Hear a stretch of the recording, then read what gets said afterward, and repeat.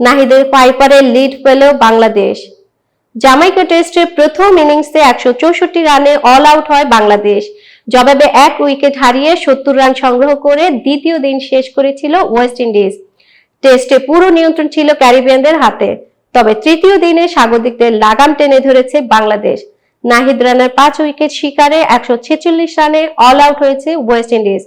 18 রানের লিড পেয়েছে টাইগাররা। তৃতীয় দিনে প্রথম সেশনে ক্যারিবিয়ানদের 7 উইকেট তুলে নিয়ে নিয়ন্ত্রণ নেয় বাংলাদেশ। ক্রেগ ব্রাফেট 33 ও কার্সি কার্টি 19 রান নিয়ে তৃতীয় দিনে খেলতে নামেন। দিনের শুরুতেই ব্রাফেটকে আউট করেন নাহিদ রানা। দলীয় 85 রানে 129 বলে 39 রান করে ফিরে যান ব্রাফেট। এরপর 94 থেকে 114 রানের মধ্যে আরো 4 উইকেট তুলে নিয়ে ক্যারিবিয়ানদের বিপর্যয়ে ফেলে দেন টাইগার বোলাররা।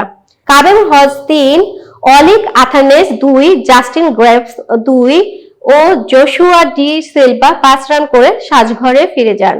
এরপর দ্রুতই আর 2 উইকেট হারায় ক্যারিবিয়ানরা। কার্টি 40 ও আলজারি জোসেফ 7 রান করে আউট হন।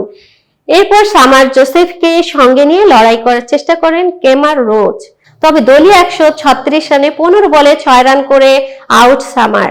শেষ ব্যাটার হিসেবে কেমার রোজ আউট হলে 146 রান অল আউট হয় স্বাগতিকরা। 41 রান খরচায় 5 উইকেট তুলে নেন নাহিদ। টেস্টে এটি তার প্রথম 5 উইকেট শিকার। এতক্ষণ বার্তা বৈঠকের সাথে থাকার জন্য ধন্যবাদ। নতুন নতুন তথ্য ও সংবাদ পেতে বার্তা বৈঠকের ইউটিউব চ্যানেল ও ফেসবুক পেজের সাথেই থাকুন।